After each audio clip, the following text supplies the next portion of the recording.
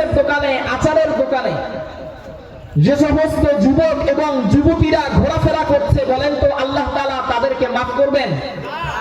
তারা হেদায়েত পাওয়ার যোগ্য? তারা হেদায়েত পাওয়ারও যোগ্য নয়, তারা মাফ পাওয়ারও যোগ্য নয়, ঠিক কিনা বলেন?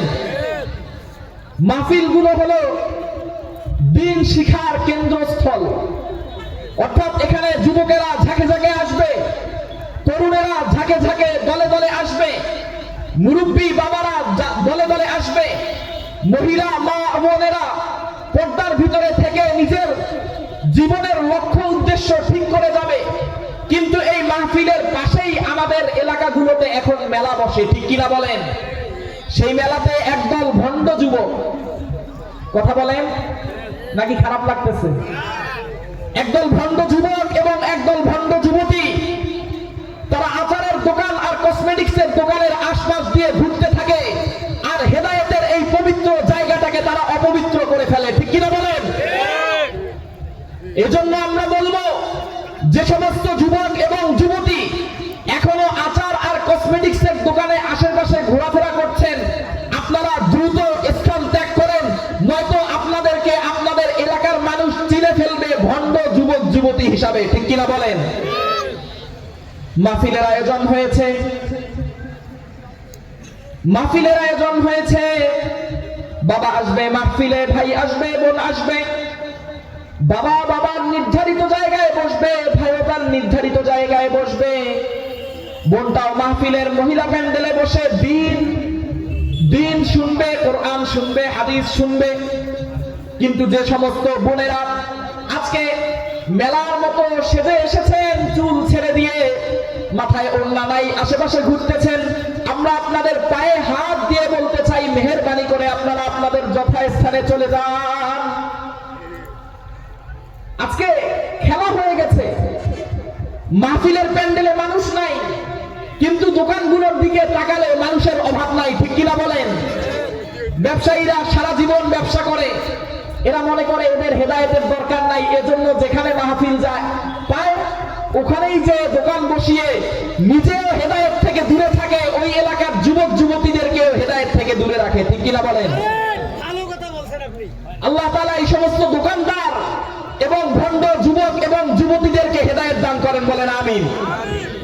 দোকানদাররা যাওয়ার সময় অ্যাটাক দিবেন নি আবার হুজুর। এজন্য আমি আজকের মাহফিলের যে সমস্ত যুবক ভাই আয়োজক, তাদের দৃষ্টি আকর্ষণ করি।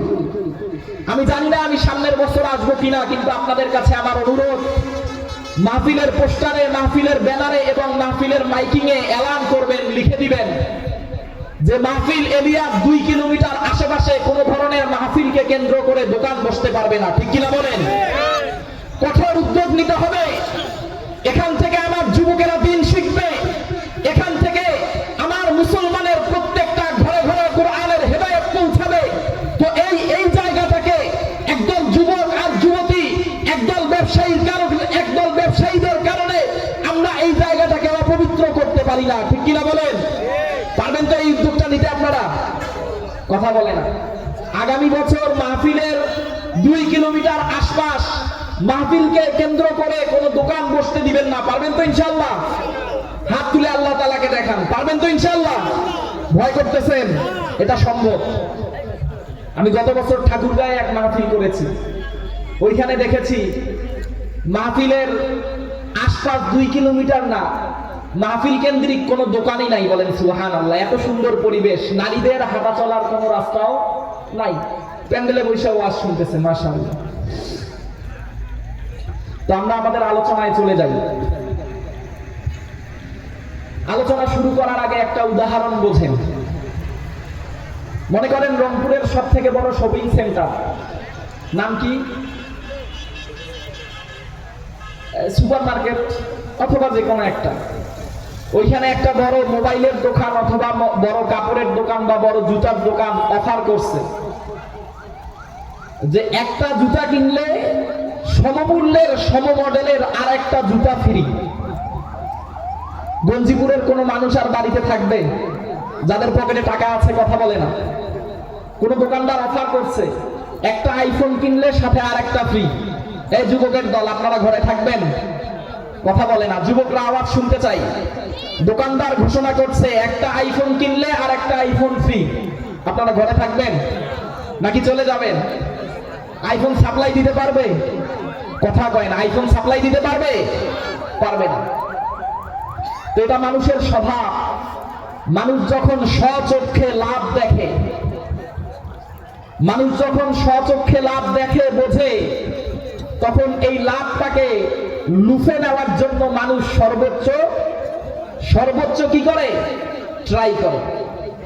কিন্তু কোরআন এবং হাদিসে আল্লাহ পাক রব্বুল আলামিন এবং হুজুরে আকরাম সাল্লাল্লাহু আলাইহি ওয়াসাল্লাম অসংখ্য লাভের কথা বলেছেন, যে লাভগুলো এতটাই ফায়দাজনক, এতটা ফায়দাজনক, যদি কোনো মানুষ এই লাভগুলো গ্রহণ করে তাহলে ওই মানুষগুলোর দুনিয়া এবং আখিরাত উভয়টাই সুন্দর হয়ে যাবে। বলেন সুবহানাল্লাহ। প্রতি জুমায় ইমাম সাহেব মসজিদের মেম্বার থেকে ঘোষণা করতেছেন, প্রত্যেক মাহফিলে বক্তা সাহেব মানুষগুলোকে ডেকে ডেকে বলতেছেন, এটা করলে এই লাভ, এটা করলে এই লাভ, এই কাজটা করলে কবরে নাজাত পাওয়া যায়, এই কাজটা করলে রিজিকে বরকত পাওয়া যায়, এই কাজটা করলে মানুষটা জান্নাতি হয়ে যায়। তবুও মুসলমান আমরা লাভটা চোখে দেখি না, এজন্য আর ইমাম সাহেবের কথার দাম দেই না। ঠিক কিনা বলেন? এজন্য আমি যে আয়াতে কারিমা তেলাওয়াত করেছি, এই আয়াতে কারিমায় আল্লাহ তাআলা একদল শ্রেষ্ঠ মানুষের কথা বলেছেন। আর এই শ্রেষ্ঠ মানুষ যারা হতে পারবে, কোরআনের বিভিন্ন আয়াত থেকে তার জন্য 12টা পুরস্কারের ঘোষণা করেছেন আল্লাহ পাক রব্বুল আলামিন। সকলেই বলেন সুবহানাল্লাহ। তো আমি আপনাদের কাছে অনুরোধ করব, আমি যে আলোচনা করব মানুষ দুজন থাকুক কোনো সমস্যা নাই, শুধু বক্তা শুধু মাইক ম্যানেজার থাকুক কোনো সমস্যা নাই, আমি আল্লাহর জন্য বলবো। আপনারা যদি একজন থাকেন, এই একজনই আমলের নিয়তে আল্লাহর জন্য শুনবেন, পারবেন তো ইনশাআল্লাহ? আমরা ভাইরাল না হলে ওয়াজ শুনি না। বক্তা যদি ভাইরাল না হয়, বক্তার যদি কণ্ঠটা কুকিলের মতো মিষ্টি না হয়, বক্তা যদি দেখতে শুনতে অনেক বড় কিছু না হয়, তাহলে আমরা মনে করি এই বক্তা আর কি ওয়াজ করবে। বক্তা যদি মেড ইন ঢাকা, বক্তা যদি মেড ইন কুষ্টিয়া, বক্তা যদি মেড ইন চিটাগং না হয়, তাহলে আমরা ওয়াজ শুনতে আসি না। অথচ 1 লাখ টাকা দিয়ে বক্তা আনি, আর যে লোকটা আমার এলাকাকে আবাদ করবেন, যে লোকটার মাধ্যমে এলাকা থেকে বদ্দিন দূরীভূত হয়ে যাবে, যে লোকটার মাধ্যমে এলাকার যুবকগুলো দিনদার হয়ে যাবে, যে লোকটার মাধ্যমে এলাকার মা বোনেরা দিনদার হয়ে যাবে, ওই লোকটাকে 3000 2000 টাকায় একজন ইমাম খুঁজি। ঠিক কিনা বলেন? যোগ্য ইমাম বসাই না, আর একদিন মাহফিল করি 1 লাখ টাকা দিয়ে বক্তা আমি, ভাইরাল ছাড়া ওয়াজ শুনতে আসি না। এজন্য আমাদের কপালে হেদায়েত নাই। ঠিক কিনা বলেন? প্রত্যেক এলাকায় প্রত্যেক ঘরে ঘরে জুয়াখোর বেড়ে গেছে। ঠিক কিনা বলেন? কথা বলেন। আপনাদের এলাকায় মনে হয় নাই? কথা বলেন না কেন আপনারা? প্রত্যেক ঘরে ঘরে জুয়াখোর বেড়ে গেছে, প্রত্যেক ঘরে ঘরে সুদ বেড়ে গেছে, প্রত্যেক ঘরে ঘরে বেপরদায় জীবন শেষ হয়ে গেছে। ঠিক কিনা বলেন? কথা বলেন। এগুলাকে রোধ করতে হলে এলাকার ইমাম সাহেবকে সর্বোচ্চ সম্মান দিয়ে সর্বোচ্চ আলেমকে ইমাম বানাতে হবে, যিনি জুমার দিন বলবে সুদ হারাম, যিনি জুমার দিন বলবে ঘুষ হারাম, যিনি জুমার দিন বলবে জুয়া হারাম, যিনি জুমার দিন বলবে সুদ হারাম, যিনি জুমার দিন বলবে বেপরদা হারাম, যিনি জুমার দিন বলবে জিনা হারাম, যিনি জুমার দিন বলবে মদ হারাম, যিনি জুমার দিন বলবে গাঁজা হারাম। ঠিক কিনা বলেন? আজকে আমাদের সমাজের পরিবর্তন নাই। এজন্যই এর মূল কারণ হলো আমরা জনগণেরা।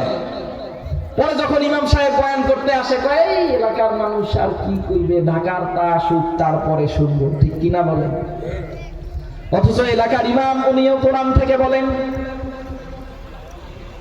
এলাকার ইমাম উনিও হাদিস থেকে বলেন, আপনি আমি গুরুত্ব না দেওয়ার কারণে, ভাইরালের পিছনে আর কণ্ঠর পিছনে ছোটার কারণে আপনার আমার কপালে আর হেদায়েত জোটে না। ঠিক কিনা বলেন? কথা বলেন আপনারা? এজন্য আমাদেরকে বক্তা যেই হোক, চিকনা চাকনা, দাড়ি কম থাকুক বেশি থাকুক, মেড ইন ঢাকা আর মেড ইন চিটাগং আর মেড ইন কিশোরগঞ্জ হোক, যদি সে এক আল্লাহ তাআলার তাওহীদের কথা বলে, যদি সে রাসূল করিম সাল্লাল্লাহু আলাইহি ওয়াসাল্লামের দ্বীনের কথা বলে, মুমিন হিসাবে আমার দায়িত্ব হলো পঙ্গপালের মতো ছুটে যাওয়া আর নিজের দিলকে খালি করে আল্লাহর দিকে রুজু করে তার আলোচনা হেদায়েতের উদ্দেশ্যে শোনা। বলেন ঠিক কিনা বেঠিক? কথা বলেন।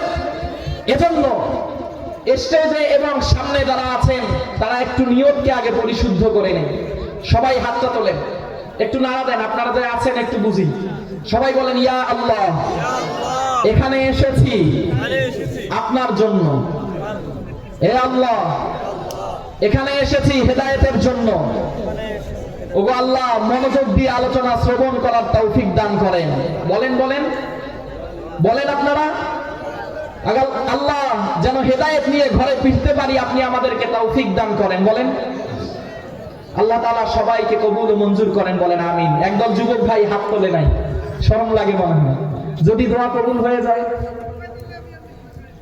আল্লাহ তাআলা সবাইকে হেদায়েত দান করুন। বলেন আমিন। আমলের যুদ্ধ থাকতে হবে, আমল করার নিয়ত থাকতে হবে। আমল করার নিয়ত থাকলে ফায়দা কি?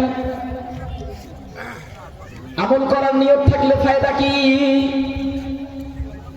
আল্লাহ পাক রব্বুল আলামিন দিল দেখেন, মানুষের কি দেখেন? দিল দেখেন। আল্লাহ তাআলা বলেন ইয়া আইয়ুহান নাসু ইন্না খালাকনাকুম মিন যাকারিন ওয়া উনসা। আল্লাহ পাক রব্বুল আলামিন পবিত্র কোরআনুল কারীমে ডেকে ডেকে বলতেছেন, শুধু মুসলমানদেরকে উদ্দেশ্য করে বলেন নাই, শুধু মুমিন ইমানদারদেরকে উদ্দেশ্য করে বলেন নাই। আল্লাহ তাআলা পৃথিবীর সমগ্র জাহানের সমস্ত দেশের সমস্ত ঘরের মানুষদেরকে ডেকে ডেকে বলতেছেন, ও মানুষের দল, আমি তোমাদেরকে সৃষ্টি করেছি একজন নর এবং একজন নারী থেকে। বলেন সুবহানাল্লাহ। একজন নর এবং একজন নারী থেকে। ইয়া আইয়ুহান নাসু ইন্না খালাকনাকুম মিন যাকারিন ওয়া উনসা ওয়াজআলনাকুম শুউবান ওয়া ক্বাবাইলা লিতাআরাফু। আল্লাহ পাক বলেন, শুধু একজন মানুষ, একজন নর এবং একজন নারী থেকে সৃষ্টি করে আমি ক্ষান্ত থাকিনি, বরং তোমাদেরকে দুনিয়াতে পাঠিয়ে আমি বিভিন্ন গোত্রে, বিভিন্ন কবিলায়, বিভিন্ন বংশে তোমাদেরকে বিভক্ত করে দিয়েছি, যাতে করে তোমরা একে অপরের সাথে পরিচিত হতে পারেন। বলেন সুবহানাল্লাহ। তাহলে আমরা এক আদম এবং এক হাওয়া থেকে সৃষ্টি হয়েছি, এটা আল্লাহ তাআলা কোরআনে বলেছেন, ঠিক কি না? সৃষ্টি করে আল্লাহ তাআলা আমাদেরকে বংশে গোত্রে বিভক্ত করে দিয়েছেন। কারো খান বংশ, কারো পাঠান বংশ, কারো পাটোয়ারি বংশ, কারো মিয়া বংশ, ঠিক কিনা বলেন? তো ওই বংশের নাম হিসাবেই আমরা দুনিয়াতে মানুষকে মূল্যায়ন করে থাকি।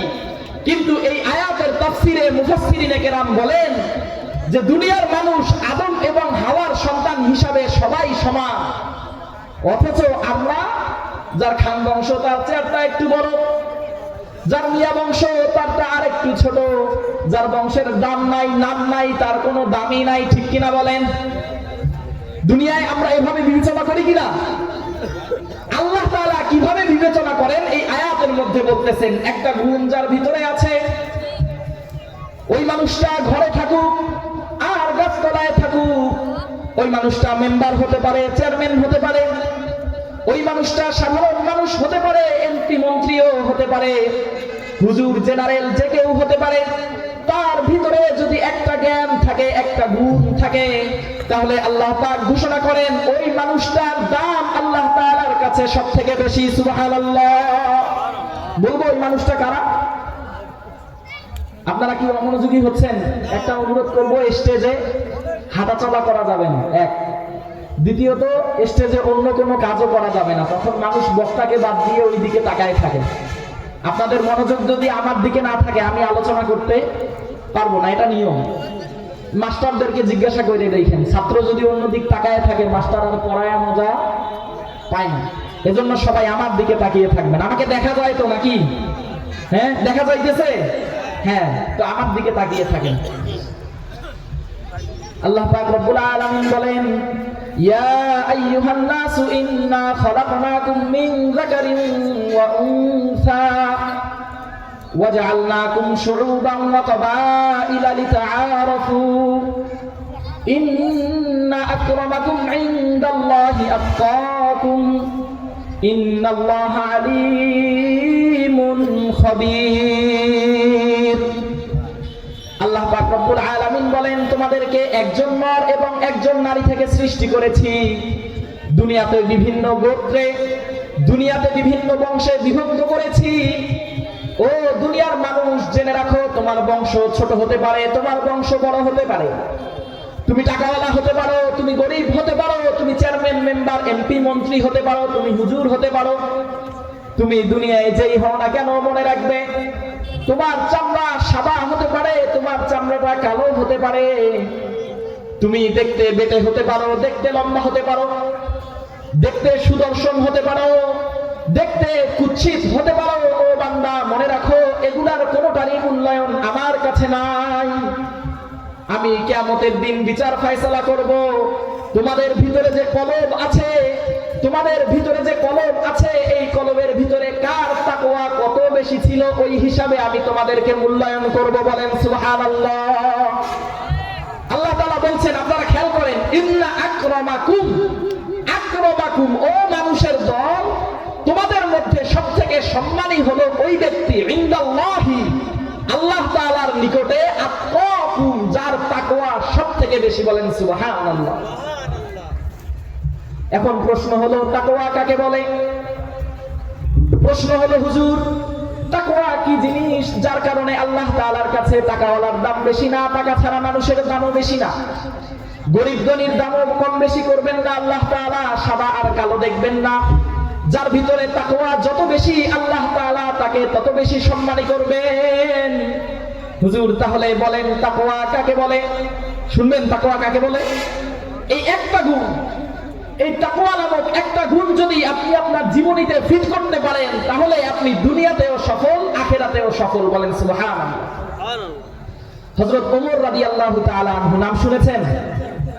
কথা বলেন, নাম শুনেছেন? হযরত ওমর রাদিয়াল্লাহু তাআলা আনহু খলিফাতুল মুমিনিন। হযরত উবাই ইবনে কাবকে জিজ্ঞাসা করেন, ও ভাই উবাই ইবনে কাব, তুমি কি বলতে পারো, তুমি কি জানো তাকওয়া কাকে বলে? উবাই ইবনে কাব উত্তর না দিয়ে ওমর রাদিয়াল্লাহু তাআলা আনহুকে আবারও জিজ্ঞাসা করতেছেন, ও খলিফাতুল মুসলিমিন, আপনি আমাকে আগে উত্তর দেন, আপনি কি কখনো কাঁটাযুক্ত পথে হেঁটেছেন, কাঁটাযুক্ত পথে সফর করেছেন? ওমর ফারুক রাদিয়াল্লাহু তাআলা আনহু ডাক দিয়ে বলেন, এই উবাই ইবনে কাব, হ্যাঁ হ্যাঁ, আমি তো আমার জীবনে কাঁটাযুক্ত পথে হেঁটেছি। উবাই ইবনে কাব ডেকে বলেন, ও আমিরুল মুমিনিন, এই কাঁটাযুক্ত পথে হাঁটার সময় আপনি কিভাবে পথ অতিক্রম করেছেন? হযরতে ওমর রাদিয়াল্লাহু তাআলা আনহু বলেন, আমি যখন এই কাঁটাযুক্ত পথে হাঁটতাম, নিজের জুব্বা, নিজের চাদর, নিজের কাপড় সবকিছু মুড়িয়ে শরীরের সাথে আঁটো করে রেখে দিয়ে খুব সাবধানতার সাথে হাঁটতাম, যেন আমার শরীরে কোনো বিষাক্ত কামা বিঁধতে না পারে। তখন উবাই ইবনে কাব বলেন, ও আমিরুল মুমিনিন, আপনি যে কাঁটাযুক্ত পথে নিজের শরীরের কাপড়, নিজের শরীরকে গুটিয়ে সাবধানতার সাথে হেঁটেছেন, ওটার নামেই তাকওয়া। অর্থাৎ দুনিয়াতে যতদিন হায়াত পাইছেন, দুনিয়াতে যতদিন জীবিত থাকবেন, যত গুনাহের আসবাব আছে, যত নাফরমানি কাজ আছে, যত গুনাহের কাজ আছে, যত আল্লাহ তাআলার নাফরমানি আছে, যত হারাম আছে, যত নাজায়েজ আছে, এই সমস্ত হারাম এবং নাজায়েজ থেকে বেঁচে থাকার নামই হলো তাকওয়া। বলেন সুবহানাল্লাহ। এই বুঝতে পারতেছেন আপনারা তাকওয়া কাকে বলে? কথা বলে না, বুঝতেছেন না? তাকওয়া কাকে বলে বলেন তো? সমস্ত গুনাহের পথ ছেড়ে দিয়ে একমাত্র আল্লাহ তাআলার ইবাদতে মন দেওয়ার নামই হলো তাকওয়া। তাকওয়া। হযরত আলী রাদিয়াল্লাহু তাআলা আনহু খুব সুন্দর কথা বলেছেন। তিনি বলেন চারটা জিনিসের নাম তাকওয়া। এক নাম্বার হলো আল খাউফু মিনাল জালিল। হযরত আলী বলেন তাকওয়া হলো আল খাউফু মিনাল জালিল। বান্দা জীবনের প্রত্যেকটা কাজে প্রত্যেকটা কর্মে ভয় করবে কাকে? কথা বলেন, সবাই বলেন, ভয় করবে কাকে? যদি কেউ জীবনের প্রত্যেকটা ক্ষেত্রে প্রত্যেকটা কর্মে প্রত্যেকটা পদক্ষেপে যদি আল্লাহ তাআলাকে ভয় করতে পারে, তাহলে এই সমাজে আর কোনো মানুষ অমানুষ থাকতে পারবে না। ঠিক কিনা বলেন? একজনে চুরি করতে গেছে, মনে পড়ছে আহারে আমি তো চুরি করতে আসছি, কিন্তু আমার আল্লাহ তো আমাকে দেখে। মদ খাইতে গেছে, জেনা করতে গেছে, সুদ গ্রহণ করতে গেছে, ঘুষ গ্রহণ করতে গেছে, যুবক জুয়া খেলতে গেছে, অন্যের সম্পদ মেরে খাইতে গেছে। এমন সময় মনে পড়ে গেছে আরে আমি কি করি, আমার আল্লাহ তো আমারে দেখে। যদি কেউ এই আমারে দেখে, আল্লাহ আমারে দেখে, এটা তার অন্তরে লালন করতে পারে, বলেন তো তার দ্বারাই আর এই অপরাধগুলো সংগঠিত হওয়া সম্ভব? সম্ভব? তো আলী রাদিয়াল্লাহু তাআলা আনহু বলেন চার জিনিসের নাম তাকওয়া। তার মধ্যে এক নাম্বার হলো আল খাউফু মিনাল জালিল, আল্লাহকে ভয় করা। মুখস্থ করেন সবাই, বলেন এক নাম্বার কি? কয় জিনিসের নাম তাকওয়া? এটা ক্লাস, এটা মাহফিল না, কথা বলতে হবে, নয়তো জমবে না। দুইটা লোক আসছে, দুইটাকে নিয়েই কথা হবে ইনশাআল্লাহ। কি বলেন আপনারা? কয় জিনিসের নাম তাকওয়া? কথা বলেন, সবাই বলেন। এক নাম্বার আল খাউফু মিনাল জালিল, আল্লাহকে ভয় করা। কাকে ভয় করা? মাহফিলের শেষে জিজ্ঞাসা করব, মুখস্থ থাকবে তো ইনশাআল্লাহ? এক নাম্বার কি বলেন? আল্লাহকে ভয় করা। দ্বিতীয় নাম্বার বলেন আল আমালু বিত-তানজিল, আল খাউফু মিনাল জালিল ওয়াল আমালু বিত-তানজিল। ও বান্দা, তাকওয়ার এক নাম্বার কাজটা হলো আল্লাহকে ভয় করা, আর দ্বিতীয় নাম্বার কাজ হলো আল আমালু বিত-তানজিল। কোরআন এবং সুন্নাহে যা নাজিল হয়েছে ওই অনুযায়ী আমল করা। যে মানুষটা নিজেকে কিয়ামতের দিন সবথেকে দামি বানাতে চায়, আত্তাকুম ইনদাল্লাহ, আল্লাহ তাআলার কাছে সবথেকে দামি বানাতে চায়, সে মানুষটার প্রথম কাজ হলো আল্লাহকে ভয় করা। দ্বিতীয় নাম্বার কাজ হলো আল্লাহ তাআলা কোরআনে যা নাজিল করেছেন, রাসূল করিম সাল্লাল্লাহু আলাইহি ওয়াসাল্লাম হাদিসে যা বলেছেন, এই দুইটার উপরে নিজে আমল করা। বলেন সুবহানাল্লাহ। দুই নাম্বার কাজ কি বলেন? কোরআন এবং সুন্নাহ অনুযায়ী আমল করা। কথা বলতে হবে, বলেন দুই নাম্বার কাজ কি? কোরআন এবং সুন্নাহ অনুযায়ী আমল করা। তিন নাম্বার কাজ হযরত আলী বলেন ওয়াল কানাআতু বিল কলিল, বান্দা আল্লাহরে ভয় করলাম, কোরআন সুন্নাহ অনুযায়ী আমল করলাম। মনে রাখবা তৃতীয় নাম্বার কাজটা অনেক গুরুত্বপূর্ণ, সেটা হলো অল্পে তুষ্টি থাকা, যা আছে তাই নিয়ে খুশি থাকা। সমাজে ডাকাত কেন? সমাজে চুরি কেন? সমাজে রাহাজানি কেন? সমাজে একে অপরকে ঠকানি কেন? কারণ প্রত্যেককেই চায় আরেকজনটা মেরে নিজের পেটটাকে ফুলিয়ে নিজের দালানটা বড় করা। ঠিক কিনা বলেন? কথা বলেন। সমাজে এত খুনোখুনি, রাহাজানি, অত্যাচার, লুণ্ঠন, ডাকাতি, এগুলা কেন? যারা এগুলা করে এই সমস্ত মানুষ আল্লাহ তাআলা তাকে যা দিয়েছেন তা নিয়ে সে সন্তুষ্ট না। ঠিক কিনা বলেন? একতলায় থাকে তার মন ভরে না, সে চায় দুই তলায় থাকতে হবে, দুই তলায় থাকে মন ভরে না, সে চায় তিন তলায় থাকতে হবে। ঠিক কিনা বলেন? বাজারে একটা দোকান মন ভরে না, চায় 5টা থাকতে হবে। 10 বিঘা জমির মালিক মন ভরে না, চায় 20 বিঘা লাগবে। ঠিক কিনা বলেন? এই যে আল্লাহ তাআলা যা দিয়েছেন এই বান্দা তা পেয়ে সন্তুষ্ট না, এজন্য সে নিজের একতলাকে দুতলা বানাতে যেয়ে আরেকজনকে খুন করে। ঠিক কিনা বলেন? ভাই হয়ে ভাইয়ের সম্পত্তিটা মেরে খায়। ভাই খুব ইমানদার, নামের শুরুতে আল্লাহ, কিন্তু বোনের সম্পদটা দেয় না। ঠিক কিনা বলেন? নাই মনে হয় আপনাদের সমাজে? আজকে যুবকরা প্রত্যেকজন জুয়ার দৌড় গোড়ায় দৌড়াইতেছে। ক্যাসিনো আছে না নাই? কথা কয় না? এ আছে না নাই? আছে। কেন আছে? কারণ এই যুবকেরা চায় চাকরি আরো 20 বছর পরে হবে। বেটা 20 বছর ক্যাসিনো খেললে আমি 20 কোটি টাকার মালিক হব, ঠিক কিনা বলেন? এজন্য সে অল্পে তুষ্টি না, সে বাপের দেয়া পুরাতন জামাটা পরে আর ভার্সিটিতে যাইতে চায় না। এজন্য সে ক্যাসিনো খেলে, প্রত্যেকদিন একটা করে নতুন জামা পরবে আর একটা তার দামি বাইক থাকবে, ঠিক কিনা বলেন? তো তাকওয়া আল্লাহ তাআলার কাছে কিয়ামতের দিন সবথেকে দামি হতে চাইলে 3 নম্বরে যে জিনিসটা লাগবে সেটা হলো ও আব্দুর রহিম, ও আব্দুর রহমান, ও বান্দা বান্দি, তোমার কাছে যা আছে তা নিয়েই সন্তুষ্ট থাকো। পাবেন তো ইনশাআল্লাহ? 1 নাম্বার কাকে ভয় করা? কথা বলেন, কাকে ভয় করা? 2 নাম্বার কি করা? কোরআন সুন্নাহ অনুযায়ী আমল করা। মুখস্থ নাই এখনো, কি আমল করবেন? এখনো মনোযোগ দিতেছেন না, চলে যামু হ্যাঁ, তাইলে মুখস্থ করেন না কেন? বলেন 2 নাম্বার কি? কোরআন সুন্নাহ অনুযায়ী আমল করা। 3 নাম্বার হলো আল্লাহ তাআলা বান্দা তোমাকে যা দিয়েছেন তাই নিয়েই সন্তুষ্ট থাকা।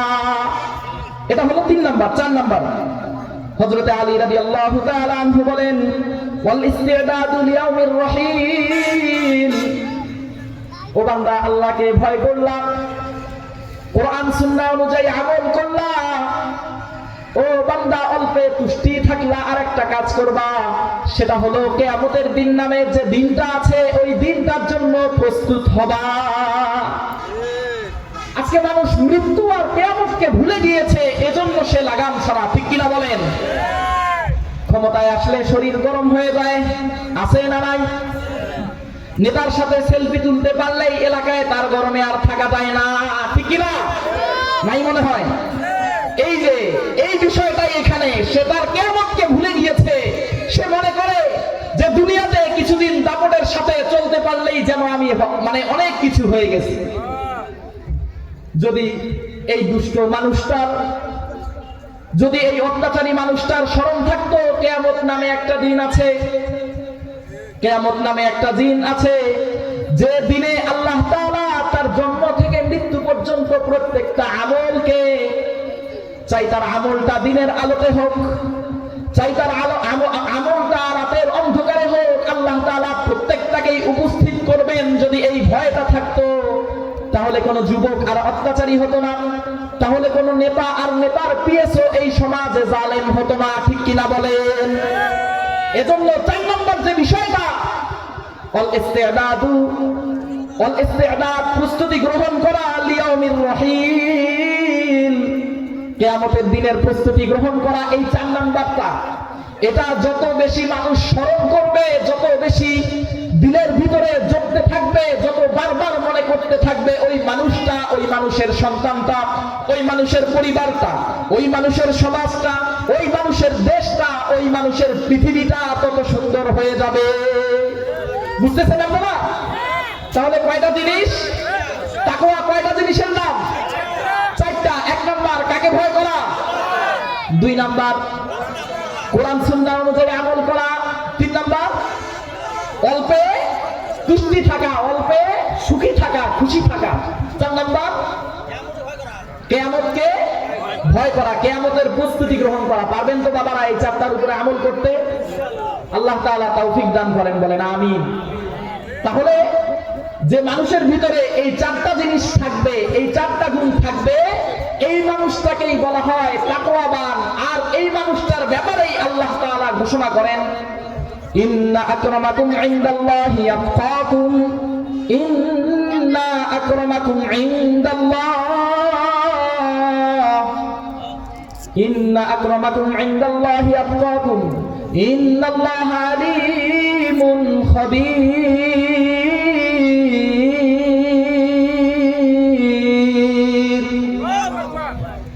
আল্লাহ তাআলা বলেন কিয়ামতের দিন এই 4 গুণের মানুষটা আমি আল্লাহর নিকট সবথেকে বড় সম্মানী হবেন। সুবহানাল্লাহ। এটা তো একটা আয়াতের ঘোষণা। এখন একে একে যারা তাকওয়াবান হবে তাদের জন্য কোরআন থেকে 12টা উপকার, 12টা পুরস্কার ঘোষণা করা হবে ইনশাআল্লাহ। শুনবেন তো আপনারা? যে সমস্ত মানুষ এখনো এদিক সেদিক ঘুরতেছেন, আসেন। আর কত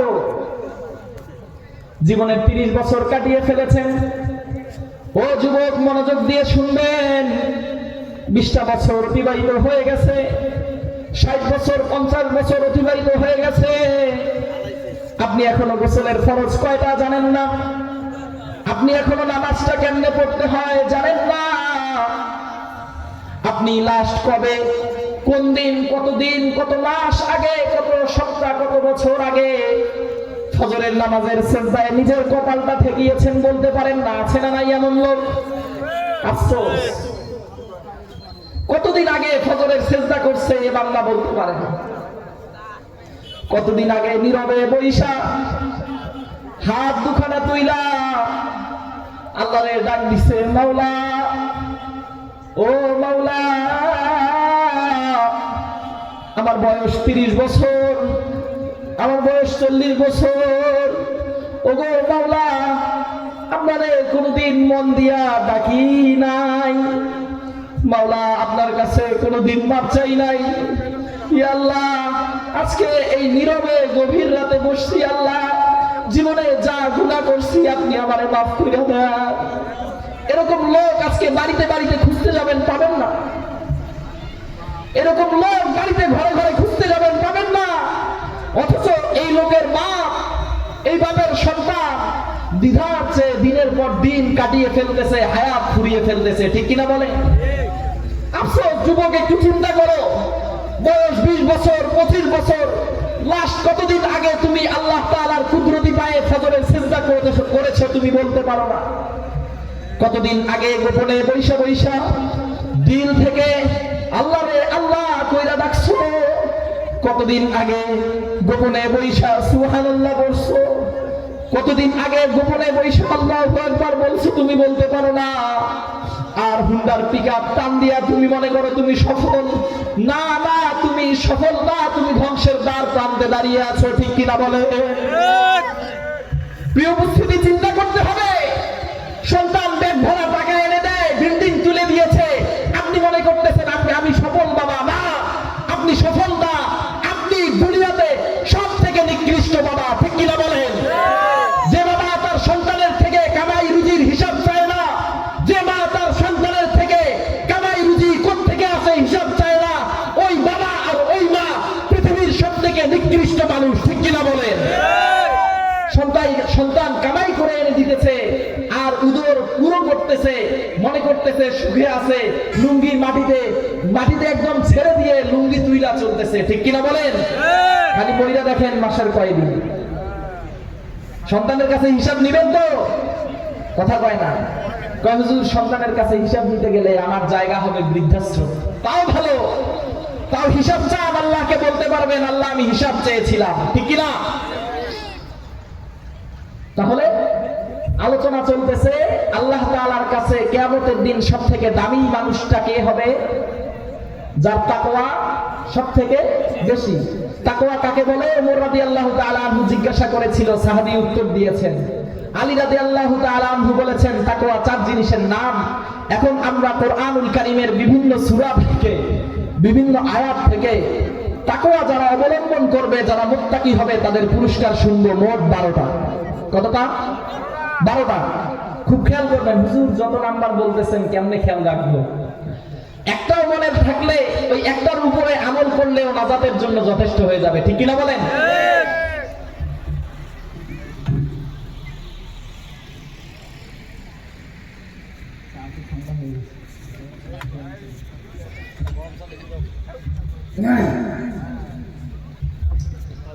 আপনারা উঠে যাবেন নাকি? কেউ উঠলে আমি উঠে যাব এরকম নিয়ত আছে নাকি? না, আমার জান্নাত আমাকেই তালাশ করতে হবে, ঠিক কিনা? আমার জান্নাত আমাকেই তালাশ করতে হবে। কিয়ামতের দিন ওয়া উম্মিহি ওয়া আবিহি ওয়া সাহিবাতিহি ওয়া বানিহি,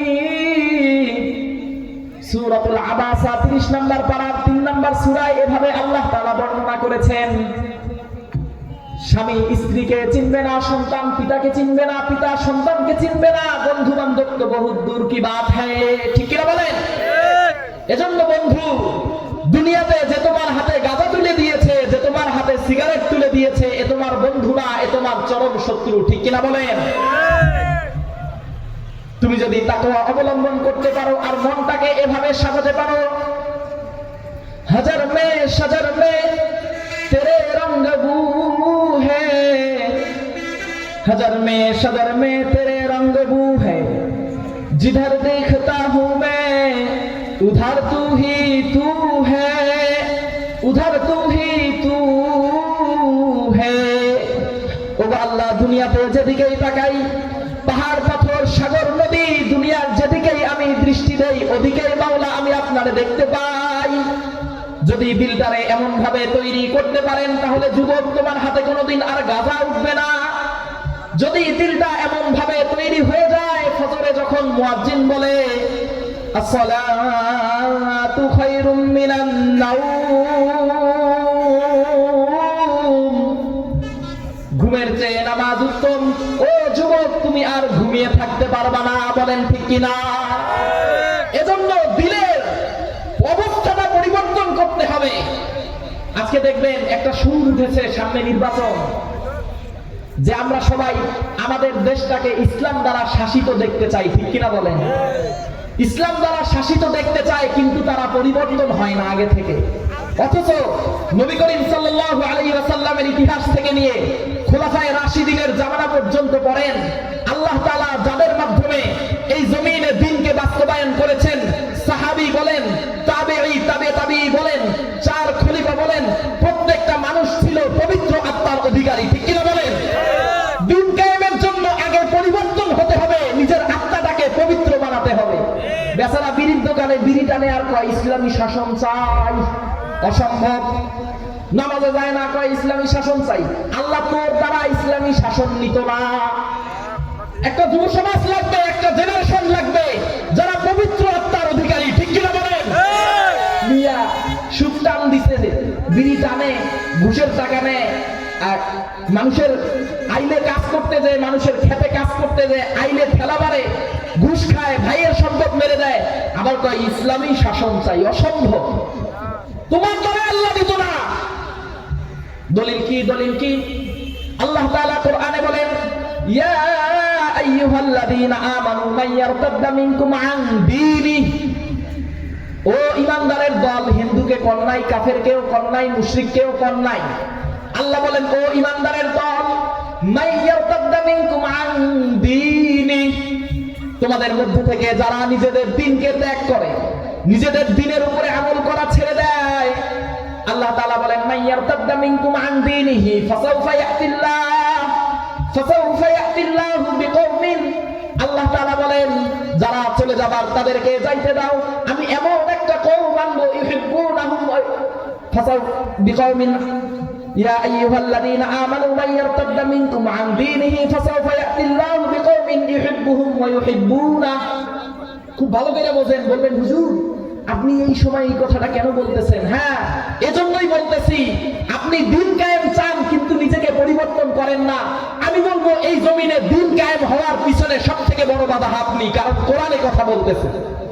তুমি দ্বীন ছেড়ে দিবা, আল্লাহ বলে এমন একটা কওম, এমন একটা জাতি, এমন একটা দল আমি দাঁড় করিয়ে দিব যারা আমি আল্লাহকে ভালোবাসে এবং আমিও তাদেরকে ভালোবাসি। বলেন সুবহানাল্লাহ।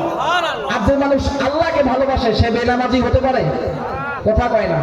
সে সুদখোর হতে পারে, সে ঘুষখোর হতে পারে, সে চাঁদাবাজ হতে পারে, সে ধর্ষণকারী হতে পারে, সে লুণ্ঠনকারী হতে পারে, সে মদখোর হতে পারে, সে জুয়াখোর হতে পারে। বলেন বলেন হতে পারে?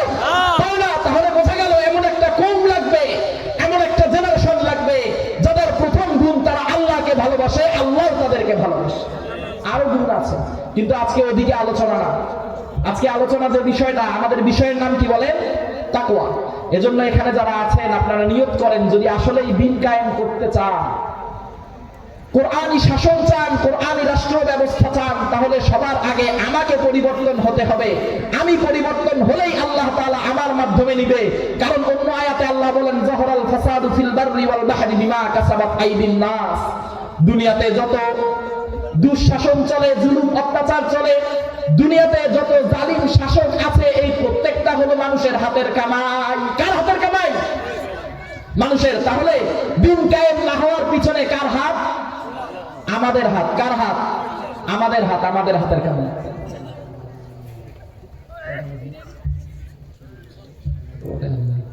সময় তো শেষ। আচ্ছা যাই হোক, যারা তাকওয়াবান মুত্তাকি হবে তাদের পুরস্কার কয়টা বলছি? না, ওইটা তো গুণ, মানে এইরকম হতে হবে। আর তাদের পুরস্কার 12টা। কয়টা? 12টা। আল্লাহ তাআলা কোরআনুল কারীমে বিভিন্ন সূরায় বিভিন্ন আয়াতে এই কথাটা বলেছেন। এক নাম্বার হলো যারা মুত্তাকি হবে তাদেরকে আল্লাহ তাআলা ভালোবাসেন, বলেন সুবহানাল্লাহ।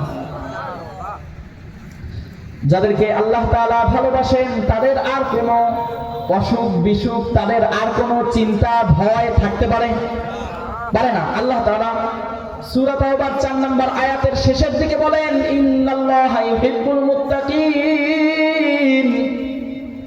যারা মুত্তাকি হবে, যারা তাকওয়া অবলম্বন করবে, আল্লাহ তাআলা ঘোষণা করেন আমি আল্লাহ তাআলা তাদেরকে ভালোবাসবো, বলেন সুবহানাল্লাহ। সূরা তাওবার কত নম্বর আয়াত? 4 নম্বর আয়াত। আল্লাহ তাআলা দ্বিতীয় পুরস্কারের কথা বলেন। আল্লাহ তাআলা বলেন, ওয়া রাহমাতি ওয়াসিআত কুল্লা শাই ফাসআকতুবুহা লিল্লাযীনা ইয়াত্তাকুনা ওয়া ইউতুনাজ যাকাতা ওয়াল্লাযীনা হুম বিআয়াতিনা ইউমিনুন। আল্লাহ তাআলা বলেন, ওয়া রাহমাতি ওয়াসিআত কুল্লা শাই, আমার রহমত, ওয়া রাহমাতি ওয়াসিআত কুল্লা শাই, আমার রহমত পৃথিবীর সমস্ত জিনিসকে বেষ্টন করে রেখেছে। আর এই রহমত আমি তাকেই দেব, তার জন্য লিপিবদ্ধ করে দেব। ফাসআকতুবুহা, আমি এই রহমত, আমার রহম করম তার জন্যই লিপিবদ্ধ করে দেব। ফাসআকতুবুহা লিল্লাযীনা তাকাউ, ফাসআকতুবুহা আমি তার জন্যই লিখে দেব লিল্লাযীনা ইয়াত্তাকুনা ওয়া ইউতুনাজ যাকাত। যে মানুষের ভিতরে 2টা গুণ থাকবে, 1 নাম্বার গুণটার নাম হলো তাকওয়া অবলম্বন করবে। প্রথম পুরস্কার আল্লাহ তাআলা তাদেরকে ভালোবাসবেন। দ্বিতীয় পুরস্কার আল্লাহ তাআলা ওই তাকওয়াওয়ালা মানুষটার জন্য আল্লাহ তাআলার রহমত লিপিবদ্ধ করে দিবেন, বলেন সুবহানাল্লাহ। আপনারা বুঝতেছেন আমার কথা? তৃতীয় নাম্বার পুরস্কার আল্লাহ তাআলা বলেন, যারা তাকওয়া অবলম্বন করবেন, দুনিয়াতে যারা নিজেকে পরহেজগার মুত্তাকি বানাতে পারবেন, আল্লাহ তাআলা বলেন আমি আল্লাহ তাআলা তাদের সাথে থাকবো, বলেন সুবহানাল্লাহ। ইন্নাল্লাহা মা'আল্লাযীনা তাকাউ ওয়াল্লাযীনা হুম মুহসিনুন। সূরাতুন নাহলের 128 নম্বর আয়াতে আল্লাহ তাআলা বলেন, ইন্নাল্লাহা মা'আল্লাযীনা তাকাউ ওয়াল্লাযীনা হুম মুহসিনুন। যারা তাকওয়া অবলম্বন করবে আল্লাহ তাআলা তাদের সাথে থাকবে। তাকওয়া, ইন্নাল্লাযীনা তাকাউ, যারা তাকওয়া অবলম্বন করবে। আরেকটা গুণাগুণ এখানে আল্লাহ তাআলা বলেছেন, সেটা হলো ওয়াল্লাযীনা হুম মুহসিনুন, এবং সৎ কর্ম করবে। অর্থাৎ দুনিয়াতে যত অপকর্ম আছে সমস্ত অপকর্ম থেকে নিজেকে বাঁচিয়ে রাখবে। এই আপনারা সবাই অধিক তাকাইতেছেন কেন? ভাল লাগতেছে না? হ্যাঁ, 3 নাম্বার পুরস্কারের কথা বলতেছি, যে যারা তাকওয়া অবলম্বন করবে আল্লাহ তাআলা তাদেরকে কি করবেন? তাদের সাথে থাকবেন। তো যার সাথে আল্লাহ তাআলা আছে তার কোনো চিন্তা আছে? দেখেন আপনারা অমনোযোগী হয়ে গেছেন, আমার আলোচনায় বাধা পড়তেছে। আরো খবর দিছে সময় শেষ, এজন্য আর মনে করেন যে একটু আলাদা হয়ে যাইতেছে। তো আরেকটা পুরস্কারের কথা বলে ইনশাআল্লাহ সমাপ্তি টানার চেষ্টা করব। দেখেন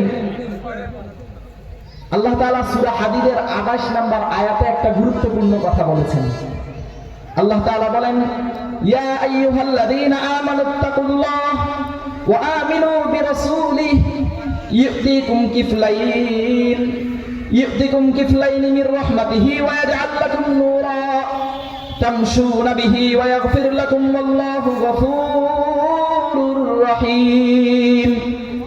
আল্লাহ তাআলা বলেন, ও বান্দা, তোমাদের মধ্য থেকে যারা তাকওয়া অবলম্বন করবে আমি আল্লাহ তাদেরকে এমন একটা নূর দান করব, এমন একটা নূর দান করব যে এই নূর দ্বারা এসে তার দুনিয়াতে চলতে থাকবে, বলেন সুবহানাল্লাহ। শুধু এতটুকুই না, এই আয়াতে 2টা কথা আল্লাহ বলেছেন। একটা হলো তাকওয়া অবলম্বন করা, আর একটা হলো ওয়া আমিনু বিরাসূলিহি। এইখানে একটু গুরুত্বপূর্ণ কথা শুনি আমরা। গত শনিবার ঢাকার সোহরাওয়ার্দী উদ্যানে আন্তর্জাতিক খতমে নবুওয়াত সম্মেলন হয়েছে। আপনারা কেউ দেখেছেন অনলাইনে? অর্থাৎ বাংলাদেশ, ভারত, পাকিস্তান, আরো পৃথিবীর বিভিন্ন দেশের বড় বড় উলামায়ে কেরাম এসেছিলেন মানুষকে একটা বিষয়ে শিক্ষা দেওয়ার জন্য, এবং একটা বিষয় যে সরকারি আসুক তার থেকে এই বিষয়টা, এই দাবিটা বাস্তবায়ন করার জন্য, সে দাবিটা হলো খতমে নবুয়ত। এই আয়াতে এই কথাটা বলেছেন। ভাই মাইকটা মনে হয় সমস্যা করতেছে, আপনারা একটু তাকান। আয়াতে আল্লাহ তাআলা বলেন, ইয়া আইয়ুহাল্লাযীনা আমানুত্তাকুল্লাহ ওয়া আমিনু বিরাসূলিহি। আল্লাহ তাআলা বলেন, হে ঈমানদারেরা, তোমাদের মধ্য থেকে যারা তাকওয়া অবলম্বন করবে এবং আমার রাসূল নবী করিম সাল্লাল্লাহু আলাইহি ওয়াসাল্লামের উপরে যে ঈমান আনবে, আমি তাকে এমন একটা পুরস্কার দেব যে পুরস্কারটার নাম হলো নূর। আর এটা এমন নূর যার দ্বারা সে দুনিয়াতে চলবে, আর যখন সে পথভ্রষ্ট হতে চাইবে এই নূর তাকে জাগ্রত করে দিবে। বলেন সুবহানাল্লাহ। তাহলে এক নাম্বার কাজ হলো তাকওয়া অবলম্বন করা, দুই নাম্বার কাজ হলো আমাদের নবীর উপরে ঈমান আনা। এখন এখানে খুব মনোযোগ দেন, এই আপনারা এদিক তাকান, একটু হাতটা উপরে তোলেন তো, একটু হাতটা উপরে তোলেন, বলেন আল্লাহু আকবার, নারায়ে তাকবীর। হ্যাঁ, মনোযোগ দেন, এটা আকীদার বিষয় ভাই। এই বিষয়টা আমার সুর থাকুক না থাকুক, ভালো করে বলতে পারি না পারি, আপনি যদি এই বিষয়টা শিখতে না পারেন আপনি মুমিন থাকতে পারবেন না। মনোযোগ দেন। আমাদের নবীকে সবাই বলেন হযরত মুহাম্মদ সাল্লাল্লাহু আলাইহি ওয়াসাল্লাম। ওনার পরে কোন নবী আসবে? আসবে না। উনি কি শেষ নবী? সবাই বলেন উনি কে? শেষ নবী। দলিল কি? দলিল কি? নবীজি বলেন, আনা খাতামুন নাবিয়্যিন লা নাবিয়্যা বাদি। আমি শেষ নবী, আমার পরে কোন নবী আসবে না। বলেন ঠিক কি না? এটা কার ঘোষণা? নবীর ঘোষণা। আল্লাহ তাআলার ঘোষণা আছে, মা কানা মুহাম্মাদুন আবা আহাদিন মির রিজালিকুম ওয়ালাকিন রাসূলুল্লাহ। আবার নবী আবার বলেন, আমি যে শেষ নবী, আমার পরে যদি কেউ নবী হওয়ার যোগ্যতা রাখতো তাহলে নবী করিম সাল্লাল্লাহু আলাইহি ওয়াসাল্লাম বলেন ওই মানুষটার নাম হলো হযরতে ওমর।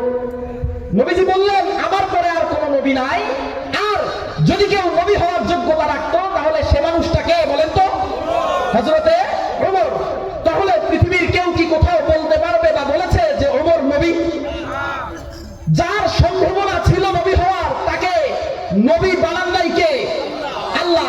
তাহলে পৃথিবীতে যদি অন্য কেউ ওমর বাদ দিয়ে যার ব্যাপারে নবী সম্ভাবনা আছে বলেছে, এই ওমরও নবী হতে পারে নাই, তার মানে কিয়ামত পর্যন্ত যদি কেউ নিজেকে নবী দাবি করে, ভণ্ড না ভালো মানুষ? প্রতারক। ঠিক কিনা বলেন? এখন কথা খুব ভালো করে বুঝবেন, নবীর প্রয়োজন হয় কখন? খুব মনোযোগ দিয়ে শুনবেন। যখন দুনিয়া থেকে দিন মিটে যায়, যখন দুনিয়া থেকে দিনের আলেমরা চলে যায়, যখন দুনিয়াতে আল্লাহ তাআলার আসমানি আর কোনো কিতাব থাকে না, তখন নবীর প্রয়োজন হয়। প্রিয় হাজিরিন, বুঝে থাকলে বলুন তো, আমাদের দিন ইসলাম কি মিটে গেছে? আমাদের দিন ইসলাম মিটে যায় নাই, মিটে যায় নাই। বরং আল্লাহ তাআলা বলেন, আল ইয়াউমা আকমালতু লাকুম দীনাকুম ওয়া আতমামতু আলাইকুম নি'মাতি।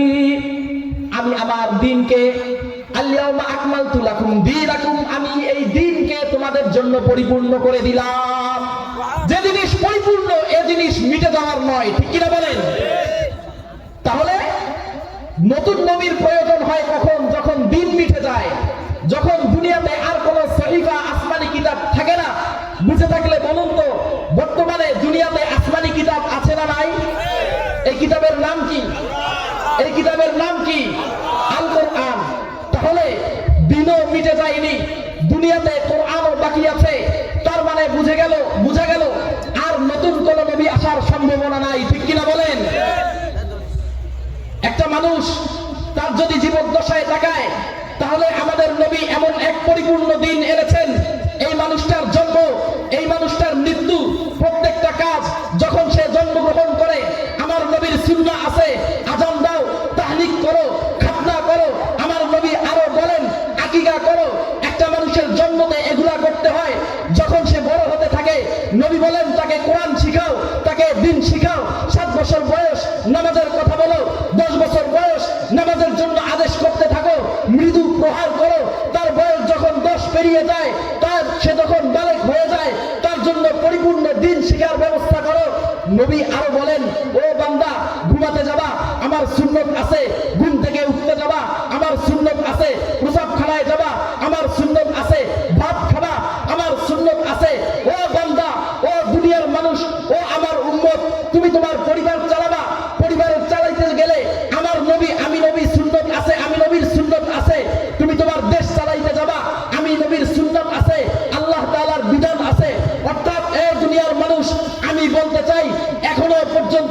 মুহাম্মাদের দিন দুনিয়ার প্রত্যেকটা মানুষের প্রত্যেকটা ক্ষেত্রে প্রত্যেকটা কাজে প্রত্যেকটা দিন প্রতিদিন এই দিন বাকি আছে কিনা বলেন তো?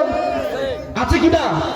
তাহলে যে দিন ঘুমাতে গেলে আছে, যে নবীর সুন্নাহ প্রচার করতে গেলে আছে, বিয়েতে আছে, ব্যবসায় আছে, হাতে আছে, বাজারে আছে, সেই নবীর দিন এখনো বাকি আছে কিনা বলেন? তাহলে দিন যদি বাকি থাকে, এই দিন বাকি থাকতে অন্য কেউ যদি নিজেকে নবী দাবি করে অথবা নবীর ছায়া নবী দাবি করে অথবা নবীর নায়ক দাবি করে, এই ব্যক্তি ভণ্ড ছাড়া সত্যবাদী কোনো মানুষ হতে পারে না। ঠিক কিনা বলেন? একজন লোকের নাম, এই লোকের নাম হলো মির্জা গোলাম আহমদ কাদিয়ানী। কথা বলেন, এই লোকের নাম কি? মির্জা গোলাম আহমদ কাদিয়ানী। সে নিজেকে নবী দাবি করেছে। নাউজুবিল্লাহ বলবেন না? সাহাবাদের জীবনী পড়লে পাওয়া যায় আল্লাহ রসুলের সাথে যত যুদ্ধ করেছেন, এই যুদ্ধগুলোর মধ্যে শহীদ হয়েছেন 269 থেকে 300 মানুষের, 300 সাহাবার মতো। কিন্তু আল্লাহ রসুলের যুগে যে নিজেকে নবী দাবি করেছিল, তার বিরুদ্ধে লড়াই করতে যে শহীদ হয়েছে 1200 সাহাবা। এই বুঝতেছেন এটা কত গুরুত্বপূর্ণ বিষয়? সমস্ত যুদ্ধে সাহাবারা শহীদ হয়েছেন কতজন? 269 জন। আর এই খতমে নবুয়্যত, আমাদের নবী শেষ নবী, এই আকীদাকে টিকিয়ে রাখার জন্য মিথ্যা নবীর সাথে যুদ্ধ করতে যে শহীদ হয়েছেন কতজন নবী? 1200 জন সাহাবী। 1200 জন সাহাবী। তাহলে এই জামানায় আয়েশা, বাংলাদেশে একটা গ্রুপ আছে যারা নিজেদেরকে আহমদিয়া মুসলিম জামাত হিসাবে দাবি করে। কি জামাত? আহমদিয়া মুসলিম জামাত। তারা আমাদের নবীকে শেষ নবী মানে, সাথে সাথে এই ভক্ত মির্জা গোলাম আহমদ কাদিয়ানীকে ছায়া নবী, নায়েব নবী মানে। বলেন নাউযুবিল্লাহ। তারা কখনো কখনো দাবি করে, এই মির্জা গোলাম আহমদ কাদিয়ানী, সে কখনো কখনো দাবি করে আমি নবী, কখনো কখনো দাবি করে আমি ঈসা, কখনো কখনো দাবি করে আমি মাহদী। বলেন নাউযুবিল্লাহ। এই লোকটা তার এই মতবাদকে এতটাই বিস্তৃত করেছে, পৃথিবীতে কাদিয়ানীদের মোট 8টা কেন্দ্র আছে। এই 8 নম্বর কেন্দ্রটা হলো বাংলাদেশের ঢাকার বকশীবাজারে। বলেন নাউযুবিল্লাহ। পৃথিবীর মুসলমান কান্ট্রিগুলোতে তাদেরকে কাফের হিসাবে ঘোষণা করা হয়েছে, কিন্তু আফসোস, বাংলাদেশ স্বাধীন হওয়ার পর থেকে ওলামায়ে কেরাম লং মার্চ করেছেন। বাংলাদেশ স্বাধীন হওয়ার পর থেকে ওলামায়ে কেরাম আন্দোলন করেছেন। ওলামায়ে কেরাম পঞ্চগড়ে শহীদ হয়েছেন। ওলামায়ে কেরাম প্রত্যেকটা সরকারের কাছে দাবি রেখেছেন, কিন্তু কোন সরকার এই কাদিয়ানীদেরকে রাষ্ট্রীয়ভাবে কাফের ঘোষণা করেন নাই। বলেন নাউযুবিল্লাহ। তো এই 15 তারিখ শনিবারের সম্মেলনে একটা ডিসিশন নিয়েছে ওলামায়ে কেরাম যে আগামী 1 বছরের মধ্যে যে সরকারি নির্বাচিত হবে, এই সরকারের কাছে আমাদের দাবি হলো গোলাম আহমদ কাদিয়ানীদের অনুসারী যারা আছে বাংলাদেশে, আহমদিয়া মুসলিম জামাত নামে, তাদেরকে কাদিয়ানী ঘোষণা করতে হবে। ও মুসলমান, দেশ স্বাধীন হওয়ার পর থেকে বোঝা গেছে প্রত্যেকটা সরকারের আমলে কোন সরকার তাদেরকে কাফের ঘোষণা করেননি রাষ্ট্রীয়ভাবে। এখনো বোঝা যায় যারা ক্ষমতায় আসবে তারাও এই কাদিয়ানীদেরকে রাষ্ট্রীয়ভাবে কাফের ঘোষণা করবে না। ও মুসলমান, পাকিস্তানে কাদিয়ানীদেরকে রাষ্ট্রীয়ভাবে কাফের ঘোষণা করেছে, এজন্য 10,000 মুসলমান জীবন দিয়েছে। ও মুসলমান, এদেশে নির্বাচনের পরে কাদিয়ানীদেরকে রাষ্ট্রীয়ভাবে কাফের ঘোষণা করার জন্য যদি বাংলাদেশের ওলামায়ে কেরাম ডাক দেন, প্রয়োজনে আমরা নিজে শহীদ হব, সন্তানকে এতিম বানাবো, স্ত্রীকে বিধবা বানাবো, মায়ের বুক খালি করব, প্রয়োজনে ডান্ডা মরব, প্রয়োজনে বেরি পড়ব, প্রয়োজনে ফাঁসির কাস্টে ঝুলব, তবুও নিজের জীবন বিলি করে দিয়ে হলেও এই কাদিয়ানীদেরকে আমার দেশে অমুসলিম রাষ্ট্রীয়ভাবে কাফের ঘোষণা করে ছাড়বো ইনশাআল্লাহ। পারবেন তো ইনশাআল্লাহ? এই কাদিয়ানীদেরকে যদি কাফের ঘোষণা করতে না পারেন রাষ্ট্রীয়ভাবে, তাহলে ক্ষতি হবে কি? ও মুসলমান, তারা আপনার আমার মতো সরল মনা মুসলমানদেরকে প্রতিদিন ঈমান হারা করতেছে। তাদেরকে যখন বলা হয় তোমরা তো কাদিয়ানী, মির্জা গোলাম আহমদ কাদিয়ানীকে কাফের মানো, তোমাদের দাবি আমরা মানতে পারি না, তার উপরে ঈমান আনতে পারি না, তখন তারা বলে আমরা তো তোমার তোমাদের কালিমা এই যে দেখো আমাদের মসজিদে লাগানো লা ইলাহা ইল্লাল্লাহ মুহাম্মাদুর রাসূলুল্লাহ, ধোঁকাটা কত বড়, তারা আমাদের কালিমাটাও লেখা রাখছে। তারা তাদের মসজিদ আছে, তাদের মসজিদে আজান হয় হাইয়া আলাস সালাহ হাইয়া আলাল ফালাহ, অথচ তারা আমাদের নবীকে শেষ নবী মানে না, মির্জা গোলাম আহমদ কাদিয়ানীকে নায়েবে নবী শেষ নবী আরেকজন বানায় রাখছে। বলেন নাউযুবিল্লাহ। তো তাদেরকে রাষ্ট্রীয়ভাবে কাফের ঘোষণা করতে না পারলে আপনি আমি দুনিয়াতে থেকে কোনো লাভ নেই, কারণ আপনি আমি কবে যে তাদের খপ্পরে পা দিয়ে ঈমান হারা হয়ে যাব আমি নিজেও জানি না, ঠিক কিনা বলেন? এজন্য পারবেন তো রক্তের নজরানা দেখাইতে, পারবেন তো নিজেকে শহীদি তামান্না নিয়ে রাজপথে অগ্রিম ঘোষণা দিয়ে রাখতে যে এই নির্বাচিত সরকার যারাই আসবা আমরা কিন্তু শহীদ হতে প্রস্তুত, যদি তোমরা কাদিয়ানীদেরকে ঘোষণা করতে না পারো কাফের? পারবেন তো ইনশাআল্লাহ? তো যারা তাকওয়া অবলম্বন করবে আল্লাহ তাআলা তাদেরকে এখানে দুইটা গুণ বলেছেন, একটা তাকওয়া গ্রহণ করা আর একটা হলো নবীর উপরে ঈমান আনা। নবীর উপরে ঈমানটা কি? আমার নবী মুহাম্মদ শেষ নবী, তারপরে আর কোনো নবী নাই। যদি কেউ নবী দাবি করে তাহলে সে ভণ্ড প্রতারক, সে নিশ্চিত কাফের দাজ্জাল, ঠিক কিনা বলেন? তো যদি আপনি এটা করতে পারেন কি হবে? আল্লাহ তাআলা বলেন ও বান্দা তাকওয়া গ্রহণ করবা, আর যদি তুমি তোমার নবীর উপরে ঈমান আনতে পারো তাহলে আমি তোমাকে 1 নাম্বার পুরস্কার দেব, এমন একটা নূর দান করব যে নূরটা দ্বারা তুমি দুনিয়াতে চলবা, এবং যখনই তুমি শয়তানের চক্রে পড়তে যাবা, যখনই তুমি কোনো ধোঁকায় পড়তে যাবা, তখনই এই নূরটা তোমাকে এমন ভাবে সাহায্য করবে, অশালীন কাজ থেকে, খারাপ কাজ থেকে, গুনাহের কাজ থেকে এমন ভাবে বাঁচাবে যে আল্লাহ তাআলা বলেন ও বান্দা আমি তোমাকে মাফ করে দেব। বলেন সুবহানাল্লাহ। তাকওয়া অবলম্বন করা এবং নবীর উপরে ঈমান আনার 1 নাম্বার পুরস্কার এই আয়াতে যে আল্লাহ তাআলা তাদেরকে এমন নূর দান করবেন যে নূরের দ্বারা সে সমস্ত বিদআত, সমস্ত খারাপ, সমস্ত অন্যায় কাজ থেকে নিজেকে বাঁচাতে পারবে। বলেন সুবহানাল্লাহ। এবং আল্লাহ তাআলা তাকে মাফ করে দেবেন। আজকে এই 4-5টা গুণের কথাই, 4-5টা উপকারের কথাই বললাম, ইনশাআল্লাহ আরো বলবো ফাঁকে ফাঁকে, কিন্তু আপনাদের কাছে আমার অনুরোধ, যতটুকু আলোচনা করেছি এই আলোচনার মূল মগজটা কি আপনারা বুঝতে পেরেছেন? কিয়ামতের দিন সবথেকে দামি হতে গেলে আল্লাহ তাআলার কাছে কোন জিনিসটার দরকার? তাকওয়া। আর এই তাকওয়া কাকে বলে? হযরত আলী বলেছেন 4টা জিনিসের নাম তাকওয়া। কয়টা? এদিকে তাকান। 4টা। 1 নাম্বার কাকে ভয় করা, 2 নাম্বার কি অনুযায়ী আমল করা, কোরআন এবং সুন্নাহ অনুযায়ী আমল করা, 3 নাম্বার অল্পে তুষ্টি থাকা, 4 নাম্বার কিয়ামতের প্রস্তুতি গ্রহণ করা। তো ইনশাআল্লাহ আপনারা পারবেন তো তাকওয়াবান হতে, নিজেকে মুত্তাকি বানাতে? এবার একটা উপকার করতে হবে। প্রিয় উপস্থিতি, আপনাদের এই গঞ্জিপুর বাজারের এই এলাকার একদল যুবক, এই 8-10 জন 20 জন যুবক মিলে আজকের যে মাহফিলের আয়োজনটা করেছে, এতে আপনারা খুশি না বেজার?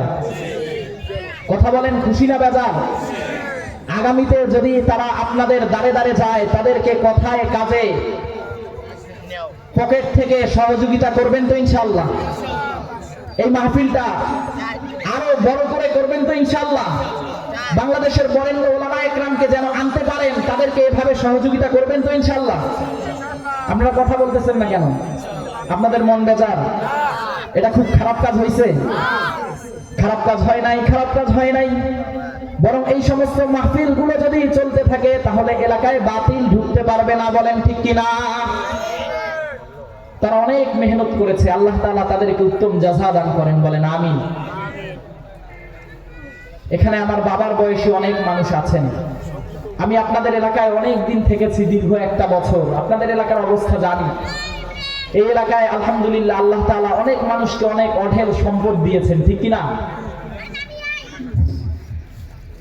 তো আপনাদের কাছে আমি একটা জিনিস দাবি করব মুসাফির হিসাবে। ঢাকা থেকে এসেছি, আবার ঢাকায় চলে যাব, এজন্য আমি মুসাফির। আল্লাহর ওয়াস্তে 10টা লোক দেখতে চাই যারা এই যুবকদের মাহফিলটার জন্য আজকে 2000 টাকা নগদ দেবেন, অথবা আগামীকাল তার পরের দিন 1 সপ্তাহ পরে দেওয়ার জন্য নিয়ত করে নিজের নামটা লেখাবেন। এরকম কয়টা লোক? কয়টা লোক? 10টা। আল্লাহর রাস্তে হাত তুলে আল্লাহ তাআলার জন্য দানটা করবেন। জনম দুঃখিনী মা কবে চলে গেছে, মায়ের চেহারাটাও অনেকের মনে নাই, মা কেমন ছিল। এমনও মানুষ আছে মাকে কোন জায়গায় দাফন করছে বলতেও পারে না, ঠিক কিনা? আছে না? বাবাকে কোথায় দাফন করেছে ঠিক মতো বলতেও পারে না। তো এই মায়ের এবং বাপের নাজাতের জন্য 10টা মানুষ আল্লাহর রাস্তায় দাঁড়িয়ে যান, যারা 2,000 করে টাকা এই মাহফিলের জন্য সহযোগিতা করবেন ইনশাআল্লাহ। একজন শুরু করেন, দেখি আল্লাহ তাআলা প্রথম কাকে পছন্দ করে, কার হাতটা জাগিয়ে দেন। প্রধান বক্তার আগমন, প্রধান বক্তার আগমন। গঞ্জিপুরের পক্ষ থেকে, আশামিলের পক্ষ থেকে লাল গোলাপ শুভেচ্ছা। নারায়ে তাকবীর, আল্লাহু আকবার। আব্দুল্লাহর পক্ষ থেকে লাল গোলাপ শুভেচ্ছা। ফলেয়াবাসীর পক্ষ থেকে লাল গোলাপ শুভেচ্ছা। জুম্মাপাড়ার পক্ষ থেকে লাল গোলাপ শুভেচ্ছা। আশামিল ফাউন্ডেশনের পক্ষ থেকে লাল গোলাপ শুভেচ্ছা। নারায়ে তাকবীর। জনাব হাজর মাওলানা মুফতি আলী হোসেন ফারুকী সাহেব জিন্দাবাদ, জিন্দাবাদ।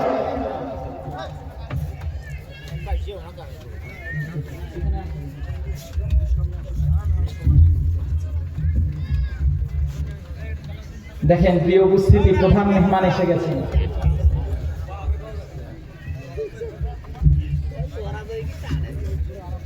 আপনারা চান না ওনার গুরুত্বপূর্ণ কথা শ্রবণ করতে?